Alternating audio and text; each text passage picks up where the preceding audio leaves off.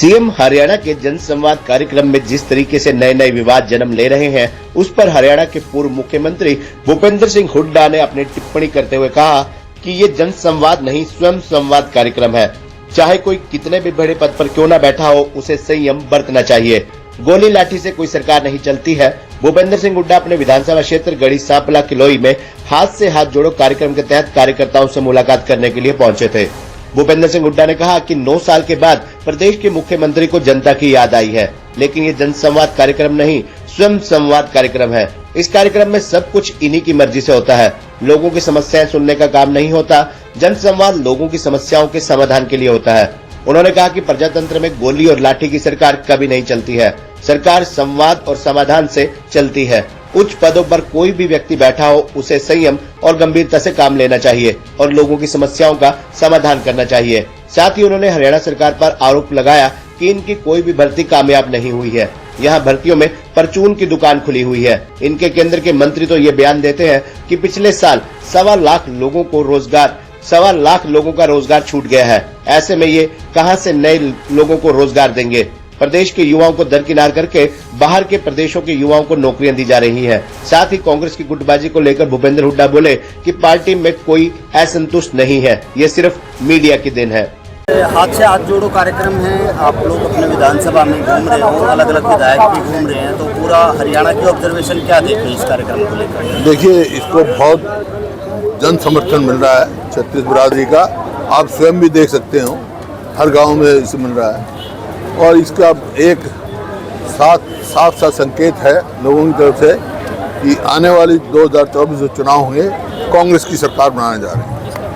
लेकिन दूसरी तरफ मुख्यमंत्री मनोहर लाल जन संवाद कार्यक्रम कर रहे हैं और वहां पर लोग अपनी समस्याएं लेकर पहुंच रहे हैं, लेकिन उनसे ठीक तरीके से बात नहीं। ऐसा है, 9 साल के बाद जन संवाद क्या बात है, जन संवाद नहीं करे, वो स्वयं संवाद करें। स्वयं संवाद का मतलब आप समझते हैं कि अपने आप ही अलाउ करो, जो आएगा अपने आप ही जो सवाल पूछेंगे अपनी मर्जी से पूछेंगे।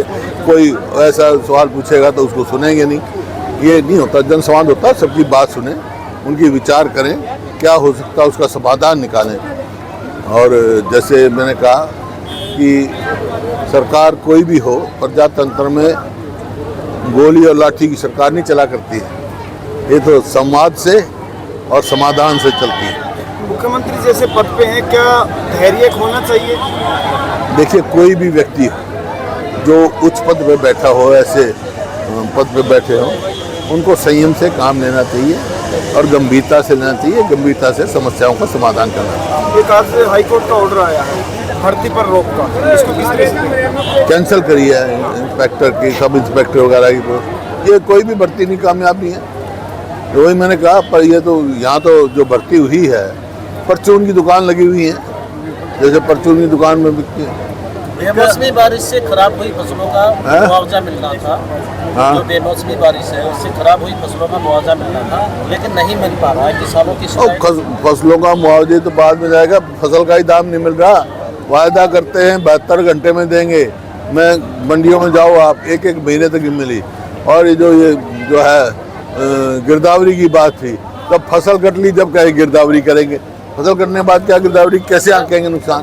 तो सिर्फ ये उसको मतलब ना देने की बात है। शुरू से टाइम पर सारा एक्शन होना चाहिए। किसान को सही मौके पे मदद मिलनी चाहिए, सही समय पर मिलनी चाहिए। और जब सरकार दावा करे कि प्राइवेट सेक्टर में भी नौकरी दी जा रही हो, युवाओं को प्राइवेट सेक्टर में भी नौकरी। ऐसा है, मैं नहीं बोल रहा हूँ। इनके केंद्र में जो मंत्री हैं MSME के, उनका अखबार में बयान दिखा दूँगा। उनके बयान जो पार्लियामेंट में दिया है, पिछले 1 साल में 1.25 लाख जो है जॉब छूट चुके हैं MSME में। कहाँ से नौकरी देंगे? व्हाइट पेपर की मैंने तो पूछा, किसी ने पूछा है उनके RTI में, कोई जवाब नहीं आया सरकार की तरफ से कितने देंगे। आज हाँ सर, आज जैसे मतलब ये SDO लगे थे, ऐसे बहुत सारी पोस्ट आए बाहर के हैं। जैसे मतलब एक 5 नंबर का ग्रेस देते हैं क्लास C में और D में, जिनकी मतलब आमदनी कम होती है, उसमें ये पाबंदी नहीं है। बाहर का भी अप्लाई कर सकता है, पर यहाँ वाले कहाँ बच्चे जाएंगे हमारे? ये बाहर के कोई किसी संगठन विशेष से जुड़े हुए हैं? ये मैं नहीं कह सकता। एक आज सर धर्मेंद्र कुमार सिंह आईएएस को 1 करोड़ रुपए की रिश्वत के मामले में गिरफ्तार किया जाए, तो ब्यूरोक्रेट्स भी शामिल हो रहे हैं। भाई ये तो देखो, मैं जानता नहीं इस केस का, मेरे को पता नहीं है, बगैर पूरी जानकारी के मैं रिएक्ट नहीं देता हूँ। मैं देखूँगा, आपको इन्फॉर्मेशन मिलेगी। मैं तो अभी गाँव में जा रहा हूँ, इसकी पूरी जानकारी दे के आपको बताऊँगा। लेकिन नशे पे लगाम नहीं लग रही, क्या ब्यूरोक्रेट्स काम नहीं कर पा रहे या सरकार का दबाव नहीं है? देखिए, नीति बनाई जाती है, जो युवा शक्ति है उसका ध्यान किधर जाए, उसका ध्यान सरकार कंस्ट्रक्टिव उसमें जाए, उसके लिए हमने खेल नीति बनाई थी। वो खेल नीति भी खराब कर दी इन्होंने। गाँव में स्टेडियम बनाए थे, उनकी कोई मेंटेनेंस नहीं है, उनको खिलाड़ियों को प्रोत्साहन नहीं है।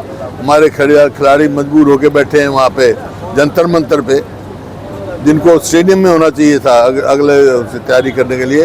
और हरियाणा सरकार चुप्पी उठाए बनाए बैठी है, बड़े अफसोस की बात है। आप खिलाड़ी से मिले, क्या कुछ मनोबल डाउन है खिलाड़ियों का? नहीं, मनोबल नहीं है, हमने पूरा समर्थन दिया और जब तक उनको न्याय नहीं मिलेगा हम उनका समर्थन करते रहेंगे। उदय साहब, पिछली बार इसका बीजेपी का नारा था 75 पार का, अब की बार कह रहे हैं तीसरी बार बीजेपी सरकार। क्या कांग्रेस भी कोई नारा लेकर आ रही है इस बार चुनाव में? चुनाव आने दे, फिर बताएंगे नारे। कांग्रेस का 80 पार। सर, बीजेपी एक साल में कई कार्यक्रम चला रही है। जिस तरह से कर्नाटक का जो रिजल्ट आया है उसको देखते हुए ऐसा माना जा रहा है कि आने वाले 1 साल तक बीजेपी कार्यक्रम चलाएगी और 10 लोकसभा में बड़ी रैली करेगी। हम तो 3 साल हो गए कार्यक्रम, जब से विपक्ष में 4 साल में ये विपक्ष आपके समक्ष कार्यक्रम चला रहे हैं, कभी हाथ जोड़े। हमारे तो कार्यक्रम चलते रहेंगे, क्योंकि हमारे जनहित के कार्यक्रम चलते हैं। सर, जो कांग्रेस पार्टी के थोड़े बहुत आप लोगों से असंतुष्ट हैं, क्या उनको मनाने कोई का असंतुष्ट नहीं, कांग्रेस में कोई असंतुष्ट नहीं। कांग्रेस जैसे किरण चौधरी नहीं, आई तो वो आप लोगों की क्रिएटेड है, कोई गुटबंदी नहीं है।